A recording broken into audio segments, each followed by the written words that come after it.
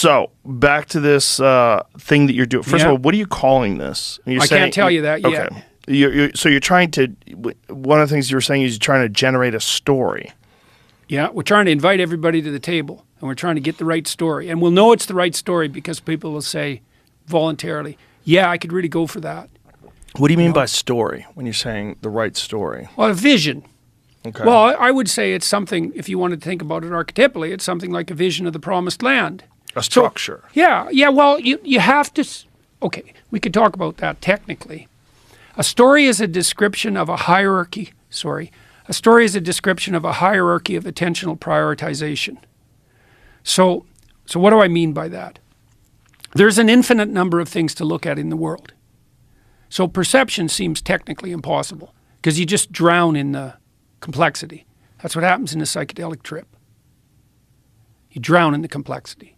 And it's real, that complexity. Now, usually that's shielded from you. It's veiled from you, like God is veiled from you. It's the same thing. And so it's veiled by the fact that you regard some things as more important than others.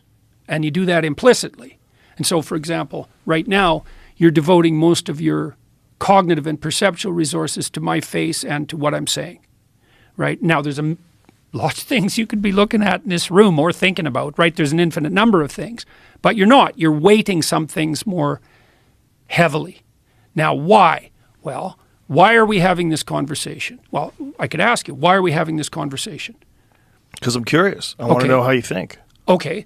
I want to know what your plans are. What goal do you think your curiosity serves? Better understanding of what you're trying to accomplish. Okay. Why do you think other people are interested in that? Because they're going to watch this. Why do you think people are interested in that? Because what you're saying makes sense. And we also recognize that there's a real flaw in the way our society is constructed, and there's a real genuine threat in allowing these power structures to sort of maintain this narrative and create this narrative that's based upon them gaining control over resources, our economics, our energy, and socially what we do and what we don't do. Okay, so now that serves them. Okay, so do you see that partially what you're involved in, insofar as you're doing it right, is something like, what would you say, a cautionary tale about the possibility of tyranny? Yes. Okay, so you can see how that ties into an archetypal story, certainly. Right? And I think that's the big threat. Now, that's what people are terrified of when they see Klaus Schwab standing there with a Darth Vader outfit telling people that they're going to eat bugs. Okay, and you're using the technology of free communication as an antidote to that. Yes. Okay, so then I would say archetypally what you're doing is you're doing something like serving the divine word that makes habitable order out of chaos as an antidote to tyranny. That's a story, and it's a deep story. And if you weren't acting out a deep story, you wouldn't have tens of millions of people listening to you. The fact that it's like J.K. Rowling. It's like, why is she so popular? Well, she told an archetypal story masterfully. It has a religious substructure. It just got people, like hundreds of millions of people, and produced billions of dollars. You have to see the world through a story. You act out a story. And the reason we like stories is because it's actually pretty hard to see the world, and it's really useful to see the world the way other people see it, just in case they know something you don't. And so we're telling each other stories all the time. We're acting out stories. A description of the pattern we're acting out, that is a story. And when you go to a movie, maybe you see the hero on the screen. It's James Bond. And that's the same. It's the same narrative in some sense. It's a bit more stereotyped, but Bond is, this sophisticated, aggressive guy who's got his aggression under control, who's fighting the Hydra. And it's not the Hydra in James Bond. I don't remember the name of the underground organization there, but it's a Hydra for the Marvel heroes. Mm-hmm. The Hydra is an amalgam of tyranny and chaos, right? It's a Hydra with head of snakes. Paralyzes you when you look at it. It's an archetypal narrative.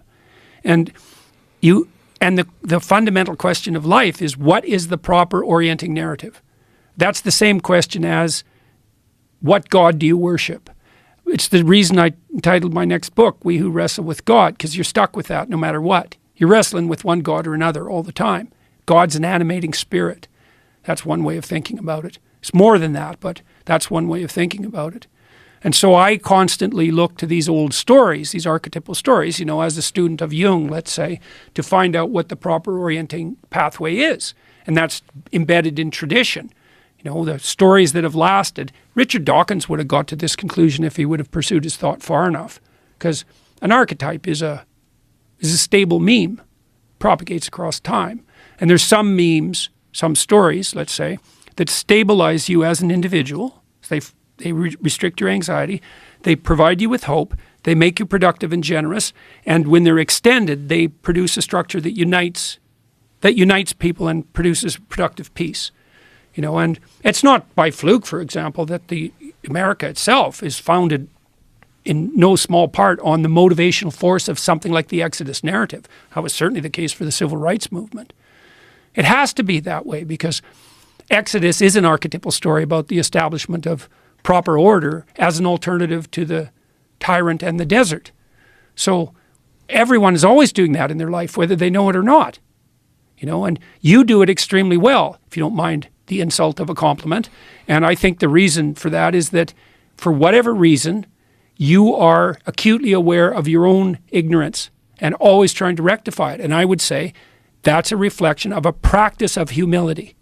I know you're a competent guy and you're no pushover, and so calling you humble is kind of a weird thing to do. But one of the things that I've been very pleased about constantly when talking to you is it's conversation, man. What are we trying to do? We're trying to make things clear. We're trying to figure out what the hell's going on. We're trying to say what we think. We're trying to jointly make each other wiser, hopefully to the degree we were able to manage it, and we're inviting people along for the ride. And they seem pretty happy about that. And that's partly because people aren't just oriented by power. There's all these truckers out there who are listening to this podcast while they're driving their rigs across the country. What are they trying to do? They're trying to get their acts together. They're trying to understand. They're trying to take their proper position in the social world. And that's a fundamentally compelling, it's not a drive, it's an orienting and integrating spirit. It's the same as the spirit of Yahweh in the Old Testament. It's exactly the same thing. It's the same thing. So one of the things I learned about the biblical narrative, this is so cool. This is what the next book's about. So imagine there's two possible states. One of disunity and chaos. You're going in every direction at the same time. And one of relative unity. Now the unity can turn into tyranny. And the multiplicity can turn into chaos. Those are the two dangers. But imagine there's a proper unity that stops you from being anxious. Anxiety is a marker of internal disunity of narrative.